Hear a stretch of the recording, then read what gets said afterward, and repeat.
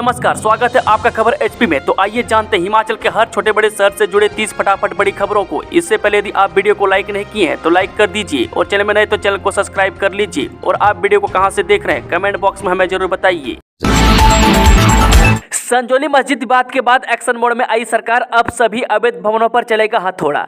जी हां, हिमाचल की राजधानी शिमला में सबसे बड़े उपनगर संजौली में विवादित मस्जिद के अवैध निर्माण की आंच अब अन्य अवैध भवनों के निर्माण तक पहुंच गई है। वह प्रदेश के संजौली में मस्जिद के अवैध निर्माण की भड़की चिंगारी पर सरकार एक्शन मोड में आ गई है। ऐसे में प्रदेश में किसी तरह के हुए अवैध निर्माणों पर अब सरकार का हथौड़ा चलने वाला है। बता दें कि शहरी विकास मंत्री विक्रमादित्य सिंह ने इस बात के संकेत दिए हैं।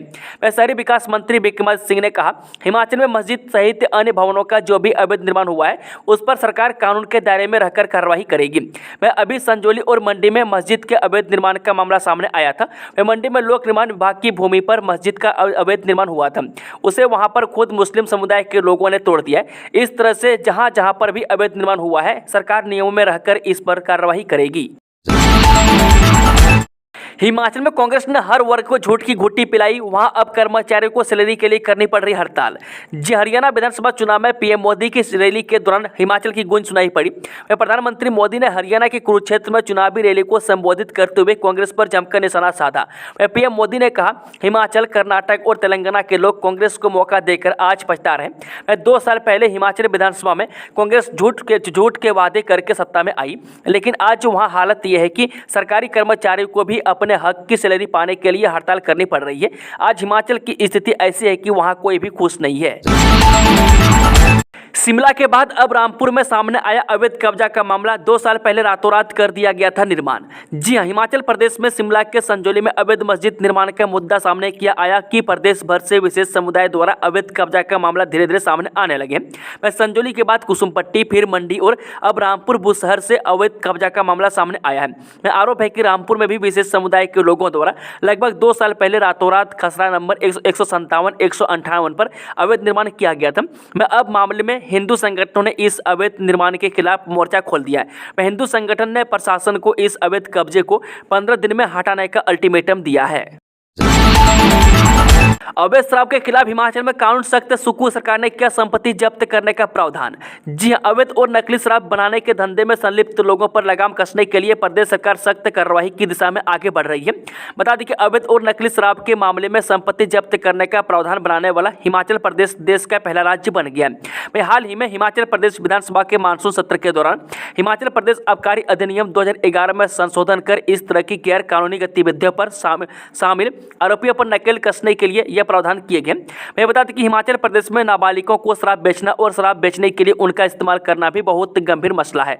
इसे लेकर सरकार चिंतित है। इसके समाधान के लिए नए कानून में अब अपराधियों को दंड और जुर्माना दोनों का प्रावधान किया गया। अपराधियों को 6 महीने के जेल की सजा और 50,000 तक का जुर्माना किया जा सकता है। इन प्रावधानों को प्रभावशाली तरीके से लागू करने के लिए प्रवर्तन एजेंसियों को मजबूत किया जा रहा है। बता दें कि इस तरह के मामलों के जल्द निपटारे के लिए आबकारी पुलिस फोर्स के गठन का भी प्रावधान किया गया है। हिंदी होनी चाहिए राष्ट्रभाषा, मंत्री विक्रमादित्य सिंह ने की पैरवी, बोले विदेश दौरे पर पीएम मोदी।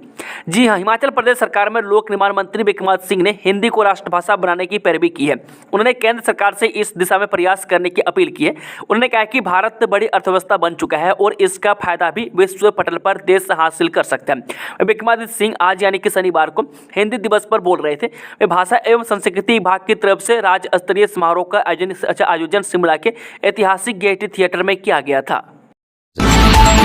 बारामूला में हिमाचल का बेटा अरविंद सिंह सहित आतंकियों से मुठभेड़ के दौरान दिया सर्वोच्च बलिदान। जी हां, वीर भूमि हिमाचल प्रदेश के लिए एक बार फिर दुख भरी खबर सामने आई है। हिमाचल प्रदेश के जिला हमीरपुर से संबंध रखने वाले अरविंद सिंह आतंकियों से लड़ते हुए शहादत दी है। वह जम्मू कश्मीर के बारामूला में आतंकियों से मुठभेड़ के दौरान उन्होंने देश के लिए सर्वश्रेष्ठ बलिदान दिया। अरविंद सिंह के बलिदान होने पर राज्य के साथ पूरे देश में शोक की लहर है।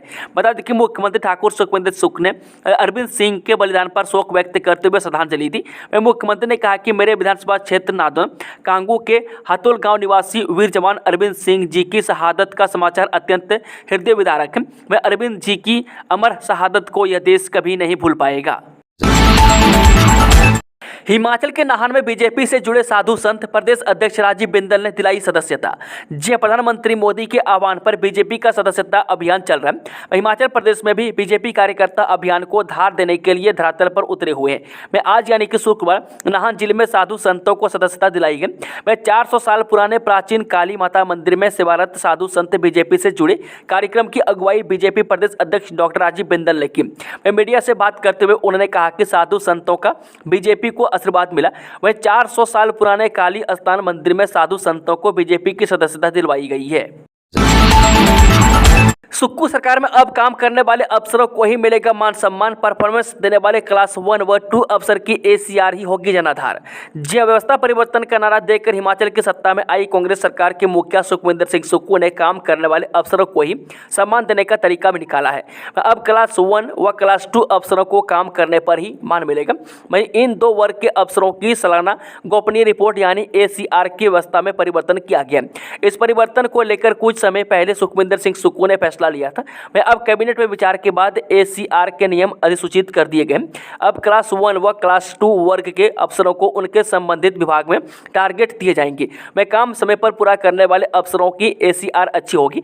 मैं सभी विभागों में सालाना कार्य योजना यानी एनुअल वर्क प्लान बनेगा। मैं दिए गए कार्य का लक्ष्य पूरा करने वाले अफसरों को नंबर मिलेंगे और उसी आधार पर ACR बनेगी। ग्रामीण क्षेत्र में अब गिफ्ट डीड लैंड पर नहीं होगी सड़कों का निर्माण। जानिए क्या है पूरा मामला। जी हाँ, हिमाचल प्रदेश में अब गिफ्ट डीड लैंड पर ही सड़कों का निर्माण नहीं होगा। गिफ्ट डीड का पहले विभाग के नाम पर म्यूटेशन करवाया जाएगा। उसके बाद विभाग आगे की कार्रवाई शुरू करेगा ताकि कोई भी लैंड होल्डर बाद में कोर्ट में मुआवजे की मांग न कर सके। बता दें कि इस मामले पर कैबिनेट मंत्री विक्रमादित्य सिंह ने कहा कि सालों पहले लोग गाँव में सड़क निर्माण करते समय गिफ्ट डीड पर लैंड देते थे। सालों से ऐसा ही चलता आ रहा था। हमने भी उसी परंपरा का पालन किया।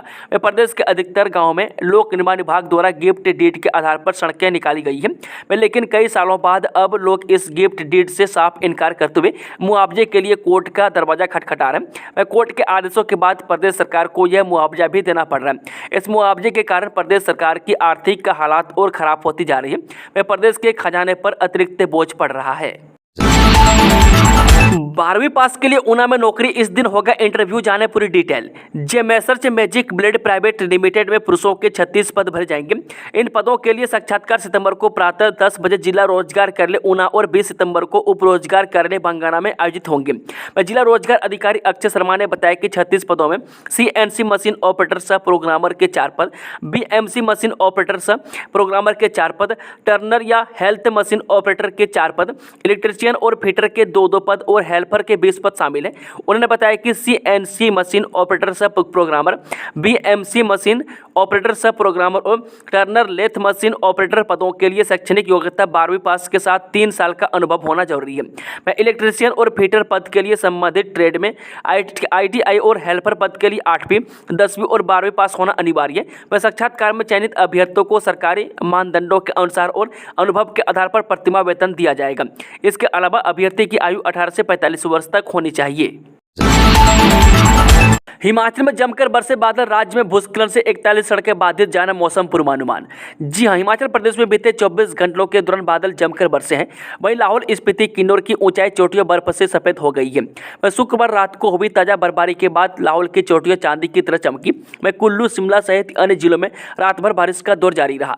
बर्फबारी से सुबह शाम ठंडक बढ़ गई है। लाहौल घाटी में भी ठंडक लगातार बढ़ रही है। इसका असर मनाली लेह मार्ग की आवाजाही पर भी पड़ रहा है। रोहतांग दर्रा के साथ सिंकुला, हनुमान टिब्बा, लचर लद्दाखी पीक, सिंकुला के साथ बारालाचा दर्रा में भी बर्फ गिरी है। कुल्लू दशहरा में पहली बार दिखेगी प्रदेश विदेश की सांस्कृतिक झलक। जी हां, मुख्य संसदीय सचिव एवं जिला स्तरीय अंतर्राष्ट्रीय कुल्लू दशहरा आयोजन समिति के अध्यक्ष सुंदर सिंह ठाकुर ने कहा कि इस बार 13 से 19 अक्टूबर तक अंतर्राष्ट्रीय कुल्लू दशहरा का आयोजन किया जाएगा। इस बार प्रयास किए जा रहे हैं कि ज़्यादा से ज़्यादा देशों की इसमें सहभागिता हो। इस बार एक विशेष सम्मिश्रण सांस्कृतिक कार्यक्रम भी आयोजित किया जाएगा। इसमें भारतीय और विदेशी संस्कृति का भी मिश्रण प्रस्तुत किया जाएगा। उन्होंने कहा कि हर वर्ष की भांति अंतर्राष्ट्रीय नृत्य महोत्सव इस आयोजन का मुख्य आकर्षण है, जिसमें हिमाचल प्रदेश के लोक नृत्यों के साथ विभिन्न देशों की संस्कृति को भी प्रदर्शित किया जाएगा। सुन्नी में गरजे हिंदू संगठन, मस्जिद का सुरक्षा घेरा बढ़ाया, प्रदेश में बाजार रहे बंद। हिमाचल प्रदेश के संजौली स्थित मस्जिद में अवैध निर्माण हटाने और प्रवासियों की जांच की मांग को लेकर शिमला ग्रामीण विधानसभा के सुन्नी में शनिवार को हिंदू संगठनों ने प्रदर्शन किया। इसके अलावा प्रदेश में बाजार 2 से 3 घंटे के लिए बंद रहे। वह कई जगह प्रदर्शन भी हुए। वह सुन्नी बाजार में प्रदर्शन के लिए सैकड़ों की संख्या में लोग पहुंचे। वे बाहरी लोगों के खिलाफ जमकर नारेबाजी की। इसके बाद हिंदू संगठनों के लोग बाजार में रैली निकालकर आगे बढ़े। वे प्रदर्शन में महिलाएं भी शामिल रहीं। वह रैली सुन्नी चौक पर पहुंचने के बाद हिंदू संगठनों के नेताओं ने यहां लोगों को संबोधित किया। वह संजौली में लोगों पर हुए लाठीचार्ज पर अपना विरोध जताया। वह साथ ही संजौली प्रदर्शन में शामिल रहे लोगों के खिलाफ दर्ज किए गए मामलों को वापस लेने की मांग उठाई है। सोनम वांगचुक बोले, हमारा उद्देश्य हिमालय के संरक्षण का संदेश सभी तक पहुंचाना। लद्दाख वासियों की दिल्ली चलो पदयात्रा के तहत हिमाचल के लाहौल स्पीति पहुंचे पर्यावरणविद व सामाजिक कार्यकर्ता सोनम वांगचुक शनिवार को तुपचिलिंग पहुंचे। उन्होंने समाचार एजेंसी ANI को सोनम वांगचुक ने बताया कि जैसे ही हम हिमाचल प्रदेश में दाखिल हुए, हमें सभी गाँवों और घाटियों में अपार समर्थन मिला। हमारा उद्देश्य हिमालय के संरक्षण का संदेश सभी तक पहुँचाना है। वे लोग हमारे साथ जुड़ रहे हैं और हमें सरकार से भी भरपूर समर्थन मिला है। वह चाहे वह चिकित्सा सहायता हो या सुरक्षा। जब हम लद्दाख से निकले थे तब 100 लोग थे, लेकिन बुजुर्गों को ऊंचे दरों पर कुछ परेशानी हुई, इसलिए वे यहीं रुक गए और हम 75 लोग यहां पहुंचे। वह लोगों के साथ आने से हमारा समूह 115 से 200 का हो गया। हम सरकार को 5 साल पहले किए गए वादे को पूरा करने की याद दिलाने के मिशन पर हैं। वह हिमालय और खासकर ऊपरी हिमालय में ग्लेशियर हैं जो पूरे उत्तर भारत को पानी देते हैं, और अगर ये ग्लेशियर खत्म हो गए तो सभी को पानी की कमी का सामना करना पड़ेगा। हमारा दूसरा उद्देश्य लोगों को इसके बारे में जागरूक करना है। हिमाचल में प्रत्यक्ष छात्र संघ चुनाव पर रोक बरकरार, मेरिट से ही होगी मनोनयन। जी, हिमाचल प्रदेश विश्वविद्यालय और इससे संबद्ध कॉलेजों में इस बार भी प्रत्यक्ष छात्र संघ चुनाव नहीं होंगे। इस सत्र में भी मेरिट के आधार पर ही विश्वविद्यालय परिसर और कॉलेजों में SCA का मनोनयन होगा। मैं कॉलेज प्राचार्यों की कुलपति के साथ हुई बैठक में छात्र संघ चुनाव पर राय लेने के बाद विश्वविद्यालय की हाई पावर कमेटी ने इस बार मेरिट के आधार पर ही SCA का मनोनयन करने का निर्णय लिया। कुलपति प्रोफेसर SP भंसल की अनुमति के बाद विश्वविद्यालय के कुल सचिव ने इसका शेड्यूल जारी कर दिया। मैं इसके अनुसार विश्वविद्यालय के DSW कार्यालय और कॉलेज प्राचार्यों को 18 से 27 सितंबर के बीच यूनिवर्सिटी स्टूडेंट सेंट्रल एसोसिएशन और कॉलेज स्टूडेंट सेंट्रल एसोसिएशन के 2016 में बनाए गए संविधान के अनुसार SCA का गठन करना होगा। प्राचार्यों को तय की समय अवधि में CSCA का गठन कर इसकी लिस्ट विश्वविद्यालय को भेजने के निर्देश दिए हैं। शिक्षण संस्थानों में लागू नहीं हो रहे नियम, श्रम विभाग ने 15 को जारी किया नोटिस। जी हां, श्रम विभाग ने कर्मचारियों को मातृत्व लाभ और ग्रेजुएटी का लाभ न देने वाले संस्थानों पर शिकंजा कसना शुरू कर दिया। वह शिमला जोन के तहत विभाग के श्रम निरीक्षकों ने 50 से अधिक शिक्षण संस्थानों का निरीक्षण किया। मैं इनमें 15 संस्थानों को कानून का उल्लंघन करने पर नोटिस जारी किए गए। यदि यह संस्थान कानून का पालन सुनिश्चित नहीं करते हैं तो अब इनके खिलाफ कानूनी कार्रवाई होगी।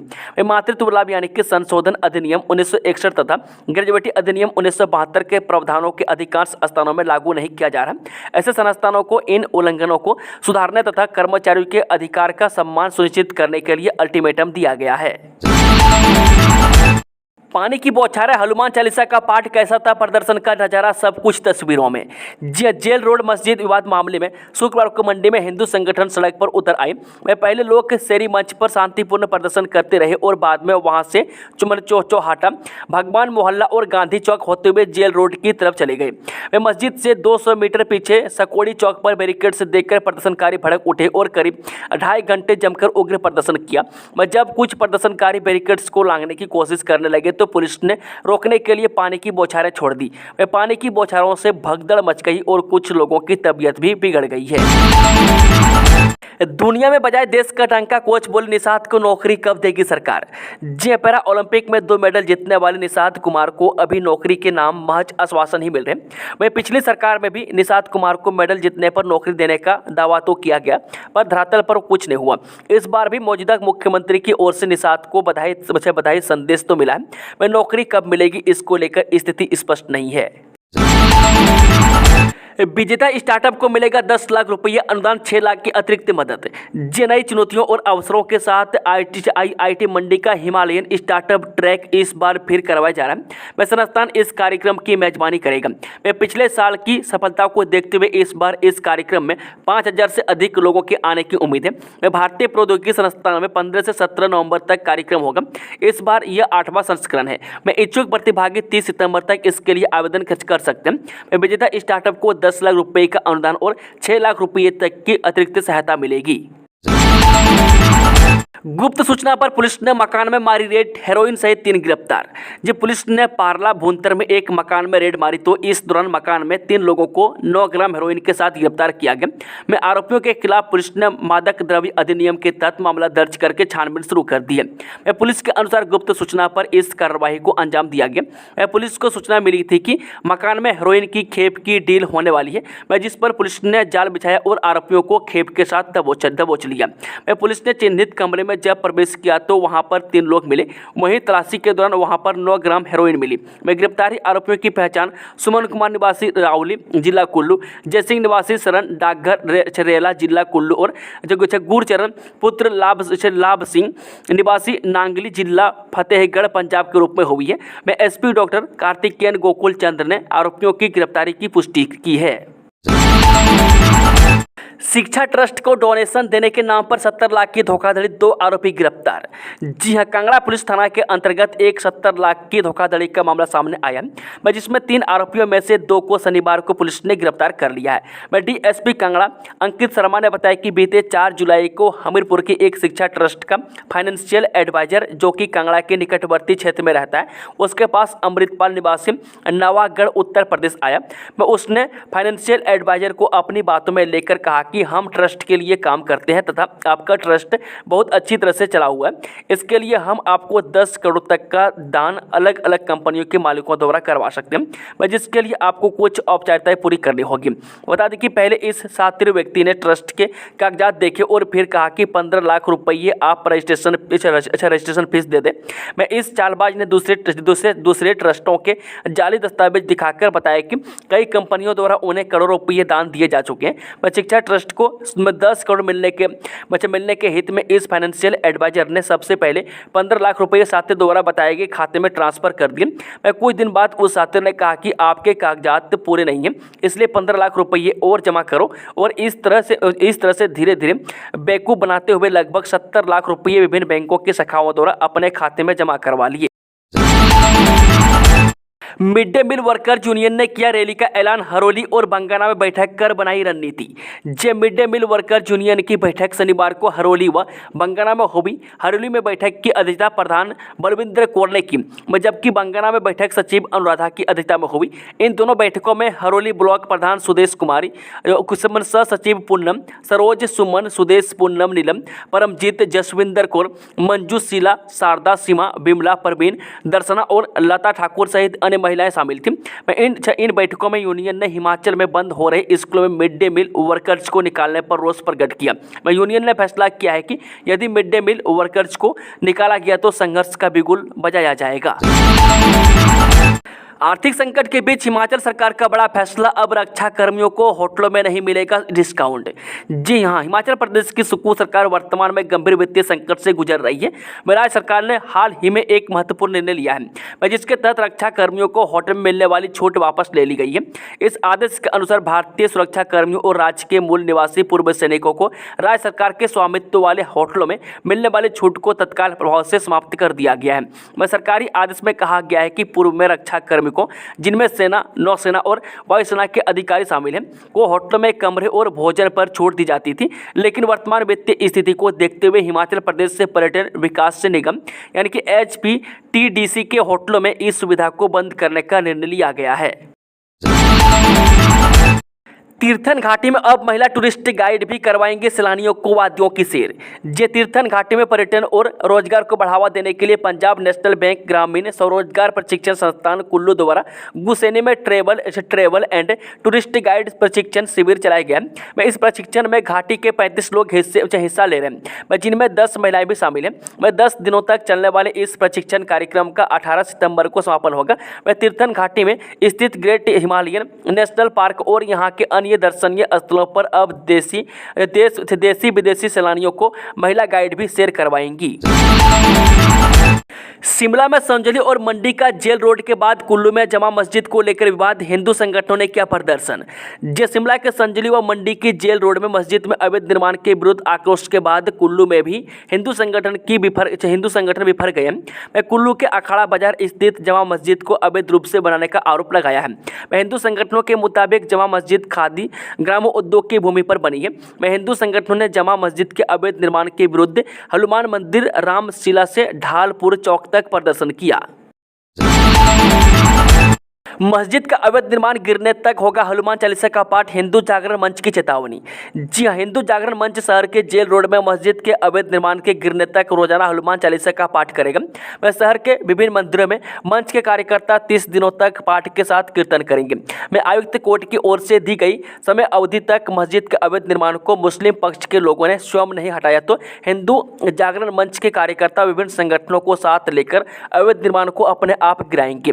शनिवार को हिंदू जागरण मंच के कार्यकर्ताओं ने मंडी शहर के इंदिरा मार्केट में स्थित माता सिद्ध काली के प्रांगण में हनुमान चालीसा का पाठ व माता सिद्ध काली के कीर्तन का आयोजन किया। हनुमान चालीसा का पाठ सुबह 11 बजे से दोपहर बाद 1 बजे तक हुआ। पाठ के बाद सभी कार्यकर्ताओं, आम जनता तथा छात्रों महिलाओं ने भी श्री राम, माता सिद्ध काली तथा हनुमान का जय घोष किया। दुष्कर्म के दौरान पीड़िता को हंसने पर मजबूर करता था पूर्व सांसद प्रज्वल रवेन्ना, एसआईटी की चार्जशीट में खुलासा। जी हां, जेडीएस के पूर्व सांसद प्रज्वल रवेन्ना के खिलाफ यौन उत्पीड़न मामले में एसआईटी के तीसरे आरोप पत्र से पता चला है कि वह पीड़िता को अपनी पसंद का इनरवियर पहनने और इस जघन्य कृत्य को अंजाम देते समय हंसने के लिए मजबूर करता था। मामले की जांच कर रही एसआईटी ने शुक्रवार को जनप्रतिनिधियों की विशेष अदालत में 16 से 91 पन्नों का आरोप पत्र पेश किया और इसके साथ पीड़िता का बयान संलग्न किया। वहीं एसआईटी ने इस मामले में 120 से अधिक के गवाहों से पूछताछ की है। सीएम सुक्कू का बड़ा बयान, कहा बाहरी लोगों के कारण चलना तक मुश्किल। जी हां, हिमाचल प्रदेश के मुख्यमंत्री सुखविंदर सुक्कू ने बड़ा बयान दिया। उन्होंने स्ट्रीट वेंडर्स के मुद्दे पर बोलते हुए कहा कि बाहरी लोगों के कारण हिमाचल प्रदेश में चलना तक मुश्किल हो गया। उन्होंने कहा कि इस मामले में कमेटी बनाई जाएगी। बता दें कि हिमाचल प्रदेश के मुख्यमंत्री सुखविंदर सिंह सुक्कू और मंडी में जारी मस्जिद विवाद पर प्रेस कॉन्फ्रेंस को संबोधित कर रहे थे। उन्होंने कहा कि शिमला मस्जिद मामले में हम कानून के मुताबिक काम करेंगे। पिछले कुछ दिनों से चल रहे स्थानीय विवाद को भी सुलझाया जाएगा। मैं बता दें कि हाल ही में हिमाचल प्रदेश के मंडी में अवैध मस्जिद निर्माण को लेकर कई हिंदू संगठन रैली निकाल रहे हैं। दहशत के मंसूबों पर सेना का करारा तमाचा, बारामूला मुठभेड़ में ढेर किए 3 आतंकवादी। जी हां, आतंकवादी के खिलाफ भारतीय सेना ने बड़े ऑपरेशन पर कामयाबी हाई है। जम्मू कश्मीर के बारामूला जिले में चल रही मुठभेड़ में 3 आतंकवादियों को ढेर किया गया। यह जानकारी अधिकारियों ने शनिवार को दी। इसमें शुक्रवार देर रात चक टापर क्रेरीपट्टन तिलवानी मोहल्ले में गोलीबारी शुरू हो गई।